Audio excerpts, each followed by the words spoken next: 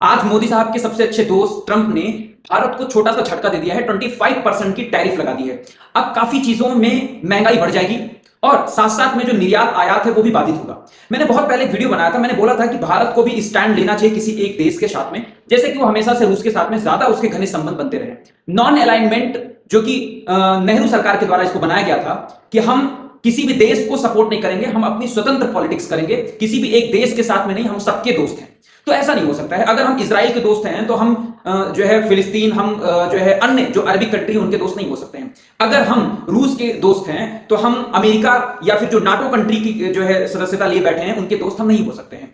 तो कुल मिला के हमें नॉन अलाइनमेंट का फॉलो नहीं करना चाहिए। सिंपल सी बात है कि आप किसी एक देश के साथ स्टैंड करें, उसके साथ में अपने विचार प्रस्तुत करें। जो आने वाले देश हैं उनका भी स्वागत करिए, आप उनसे अपने आयात और निर्यात अपने मजबूत रखिए। और अब टाइम आ गया है, भारत देश इतना सक्षम है कि वो अपने प्रोडक्ट का निर्माण खुद कर सकता है। वो उसके पास में अपने खुद के रिसोर्सेज हैं, उसके पास में अपनी पॉपुलेशन है, यानी लेबर भी उसको कहीं अलग से मंगाने की जरूरत नहीं है।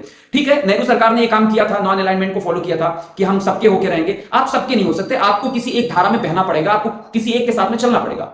आज जो झटका दिया है ट्रंप साहब ने, ये एक चुनौती भी है और ये एक संकेत भी है कि भारत देश को अब समझ जाना चाहिए, क्योंकि आने वाले 2029-30 तक भारत देश एक युद्ध से ग्रसित होगा। साथ साथ में भारत देश की भी जो जनसंख्या है वो बूढ़ी होती जा रही है। तो हमारे पास में पॉपुलेशन जो अभी है उसमें ज्यादातर आप देखेंगे यूथ है, उसमें ज्यादातर युवक हैं जो हमारे देश के लेबर के काम बहुत अच्छे से आ सकते हैं। तो हम अभी उनका इस्तेमाल कर सकते हैं, उनको जॉब प्रोवाइड करके काफी चीजों का प्रोडक्शन कर सकते हैं। हम फैक्ट्रीज को हम अपने यहाँ डेवलप कर सकते हैं। हमें किसी दूसरे देश से बहुत ज्यादा डिपेंडेंसी की जरूरत नहीं पड़ेगी।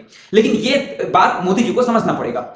हमें अब खुल के रूस के साथ में, या फिर हमारा जो ब्रिक्स है जिसमें ब्राजील आपका, रूस आपका, इंडिया, चाइना, साउथ अफ्रीका है, उसके साथ खुल के आना पड़ेगा। हम कहीं ना कहीं हम एक नाव पर अगर हम पैर रखेंगे तो हम ज्यादा बेहतर कर पाएंगे। दो नाव पे पैर रखें कि हम नाटो के मेंबर्स के भी साथ में रहें, हम ब्रिक्स के भी जो है सपोर्ट में रहें, तो ये पॉसिबल नहीं है। तो कुल मिला के इस बात को आप सभी लोग शेयर करिए और बताइए कि और क्या होना चाहिए जिससे भारत देश एक विकसित देश बन पाए।